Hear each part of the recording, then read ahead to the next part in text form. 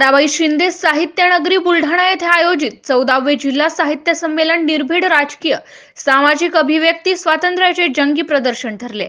संमेलनाच्या उद्घाटक अभिनेत्री मुक्ता कदम पुणे यांनी सत्ताधाऱ्यांवर टीकास्त्र सोडल्याने साहित्य संमेलनाचे स्वरूपच बदलले। यामुळे एरवी औपचारिक व भाषणापुरते मर्यादित असणारे उद्घाटनपर सत्र परखड भाषणांनी गाजलेच नव्हे तर वादळी ठरले। स्थानीय जिजामाता महाविद्यालयाच्या परिसरात जिल्हा साहित्य संघाचे संमेलन आयोजित करण्यात आले होते। स्वागताध्यक्ष प्राचार्य प्रशांत कोठे, रवींद्र इंगळे, चावरीकर, सदानंद देशमुख, विश्वनाथ माळी, सिद्धार्थ खरात, प्रकाश पोहरे, श्रीकांत घुले, सदाभाऊ खोत, रविकांत तुपकर आदी विविध क्षेत्रातील मान्यवरांसह साहित्य रसिकांच्या साक्षीने पार पडलेले प्रथम सत्र अक्षरशः गाजले। संमेलनाच्या उद्घाटक अभिनेत्री मुक्ता कदम व अध्यक्ष मराठा सेवा संघाचे संस्थापक पुरुषोत्तम खेडेकर यांच्या निर्भीड भाषणांनी उद्घाटन सोहळा जंगी ठरलाय। MCA न्यूज मराठी करिता रवींद्र शेगोकार, बुलढाणा। केलेला योग्य आहे अयोग्य आहे यामध्ये भविष्यात काही बदल करण्याची गरज आहे। वर्तमानमध्ये काही याच्यामध्ये वेगवेगळ्या पद्धतीने काही पाहणार गरज आहे काय या अशा बाबीने पाहिलं पाहिजे। आणि म्हणून उद्घाटक मुक्ताताई यांनी ज्या काही भावना व्यक्त केल्या कदाचित बऱ्याच लोकांना त्या थोड्याशा बोचक्या आणि टोचक्या अशाही वाटलेल्या असतील, कारण की हो एकदम असं काहीतरी कसं काय झालं, एकदम राजकारणावर काहीतरी घसरायला लागलं काय वगैरे अशातला काही मागणी कोणाच्या असतील।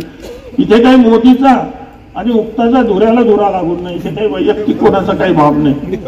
जेव्हा तुम्ही जिथे आहात तिथे जे काही आहेत त्याचे जसे चांगले लाभ घेत असतो आपण, तसे त्यापासून मिळणारे काही टोचणारे जर काही बाबी असतील तर ते सुद्धा सहन केले पाहिजे। आणि त्या अंगाने असं म्हणणं नाही की अगदी आमचंही म्हणणं खरं असेल किंवा खोटं असेल, पण ज्यावेळेस अनेक लोक अशा पद्धतीने काही भावना व्यक्त करतात तर त्यावर निश्चित आपण विचार केला पाहिजे असं मला वाटतं। म्हणजे 2014 ते 4 ते 14 या काळामध्ये शिक्षणावरचा खर्च होता 4.5% GDPच्या 4.5% शिक्षणावर खर्च होत होता। आता या 10 वर्षामध्ये शिक्षणावरचा खर्च 3%पेक्षाही खाली जातोय। हे खूपच विदारक आहे की शिक्षणावरचा खर्च कमी होतोय।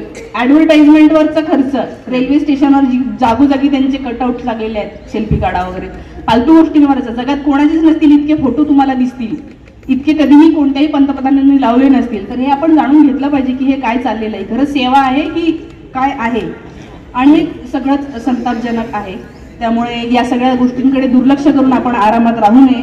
आणि तुम्ही साहित्य संमेलनाला आलेले आहात त्यामुळे मला हे सगळं तुम्हाला आता सांगावं वाटतं।